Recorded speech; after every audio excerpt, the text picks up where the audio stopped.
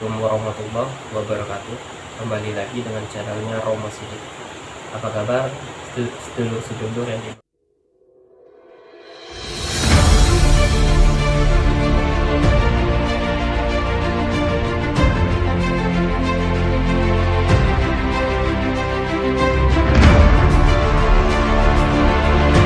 luar sana, semoga dalam keadaan sehat, dimudahkan segala urusannya. Baik, untuk malam ini saya akan membahas yaitu 8 ciri-ciri wanita yang terkena penyakit asmara. Nah, di sini saya tidak memfokuskan ya, bukan berarti seseorang yang wanita ataupun cewek yang ada sekeliling kita yang fokus sesuai dengan 8 ciri-ciri yang saya katakan ini bukan berarti terkena penyakit, namun sedikit tidaknya sesuatu yang aneh dari seseorang yang pada umumnya. Nah, di sini saya akan memberikan sedikit pemahaman lah agar kita sedikit paham dari apa itu pelet dan reaksi-reaksi kepada si target seperti apa. Nah, yang pertama itu yang poin 1, ciri-ciri wanita yang terkena pelet asmara, pengasihan dan lain-lain. Nah, termasuk yang saya sebutkan ini yaitu yang pertama selalu nurut. Nah, si korban ini selalu nurut kepada seseorang yang melakukan atau yang membantu, yang meminta bantu kepada dukun ataupun paranormal ataupun seseorang yang mempunyai kemampuan atau kelebihan dalam dunia spiritual atau biasanya si korban ini ketika sudah terkena ajian ataupun kiriman dari seseorang dukun ataupun seorang yang mempunyai kemampuan lebih lah untuk membantu suatu hajat-hajat pasiennya, biasanya si korban akan menuruti apa yang diinginkan oleh si orang yang menyuruhnya ini. Nah, itu yang ciri-ciri pertama, selalu nurut kepada si seorang yang mempunyai hajat. Yang kedua ini tidak fokusnya misalnya gini, misalnya dia seorang muslim ataupun orang yang dalam keadaan bekerja atau yang ibadah juga tidak konsentrasi, pikirannya selalu kepada seseorang yang mengirimnya, yaitu orang yang ingin dimimpikan terus. Misalnya si A dimimpiin oleh si B. Nah, maka dari itu si A ini akan menjadi terganggu pikirannya secara jiwanya, baik bekerja selalu melamun, jadi tidak ada konsentrasian dalam suatu kehidupan sosialnya maupun lingkungannya, serta tidak enak dalam suatu kegiatan seharinya. Nah, yang poin ketiga itu suka menyendiri dan tidak ada nafsu makan. Nah, ketika dia menyendirinya, dia adalah suatu keinginannya yang ingin bertemu kepada si pengirimnya.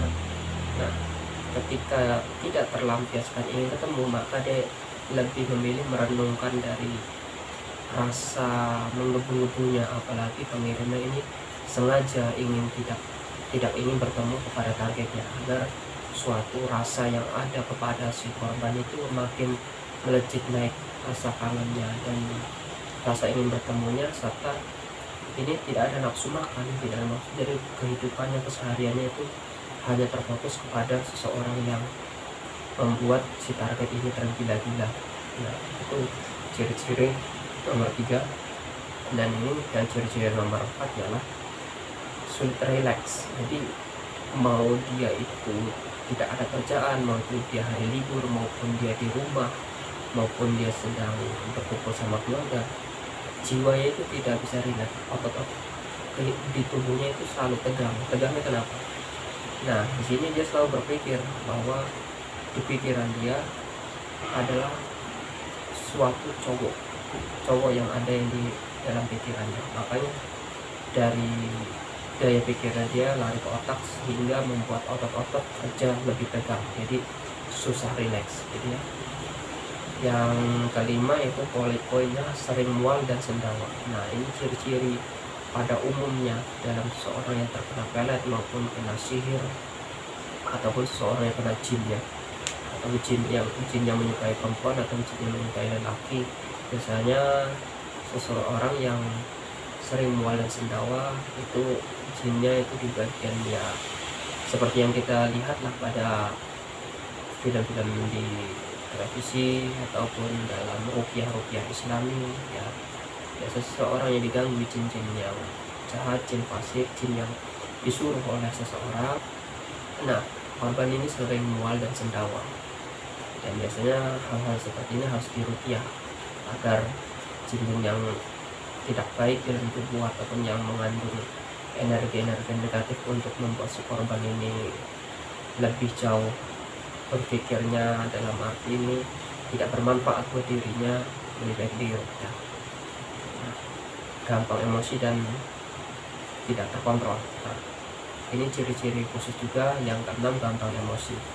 Ketika keluarganya mengatakan sesuatu dan dia walaupun tuanya atau kakaknya walaupun itu baik, ketika keinginan dia kepada cowok tersebut belum bertemu ataupun ada suatu masalah dikit, nah efek-efek dari suatu jin yang dikirim kepada perempuan ataupun lelaki yang dikirim ini, dia akan menimbulkan sifat negatif, yaitu baik dari jiwa dia, bisa temperamental ya, dari emosi dia, bisa juga dengan ucapan yang tidak baik, ditambah lagi sifat jiwa seorang yang mudah emosi jadi temperamental.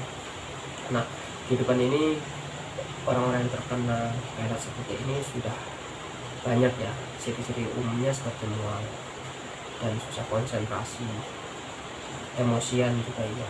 Tapi ini sebagai perbandingan, bukan berarti seseorang yang ada di sekeliling kita yang saya sebutkan ciri-ciri ini orang yang terkena pelet asmara. Namun kita harus bijak dalam menyikapi, mendengarkan apa yang saya katakan. Namun walaupun ciri-ciri ini hampir sama, kita harus paham dalam arti jangan apa yang saya katakan langsung mengatakan wanita atau laki-laki ini yang saya, sesuai dengan rincian apa yang saya poin-poinnya saya bilang, wah orang ini terkena ini, itu tidak baik. Ini sebagai suatu wawasan saja. Siapa tahu sekeliling kita, keluarga kita ada yang sama halnya ciri-ciri seperti ini dan susah terkontrol, lebih baik dibawa ke ahli ruqyah agar jiwanya lebih baik lagi. Yang ketujuh, mimpin di atas terus. Korban juga akan dibuat untuk memimpin si pelaku tersebut, bahkan mimpinya disertai dengan mimpi tak wajar. Nah, biasanya mimpi seperti ini dia kadang melindur lah, kata orang Jawa melindur ya, bisa bangun sendiri ataupun di jam-jam tertentu, jam 12 malam ke atas ya. Ya, pasien yang seperti ini pernah saya temui juga dulu. Nah, dia selalu memimpikan cowok setiap malam ini ya, memimpiin cowok tersebut itu di atas jam 11 malam. Nah, kenapa hal-hal seperti ini sering terjadi jam 11 malam? Karena ketika wanita itu memang sudah tertidur, nah suatu energi yang ditembakkan dari seseorang kepada wanita tersebut, dia akan bekerja secara otomatis di jam-jam memang dimana pikiran dia sudah lost, tidak ada beban.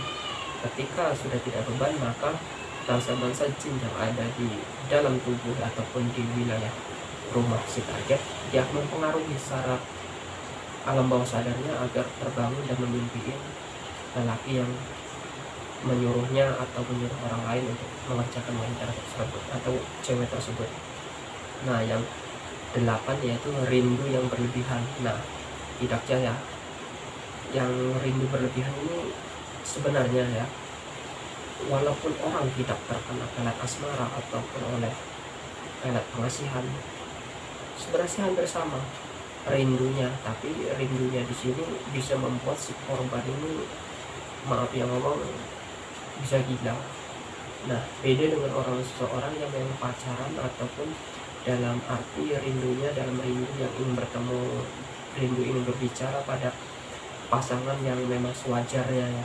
Namun tidak dengan seseorang yang terkena pelet pengasihan atau pelet asmara itu, dia rindunya memang bisa dibilang sampai nangis, bahkan rela dia menangis ataupun melukai dirinya sendiri sampai dirinya itu hilang rasa rindunya.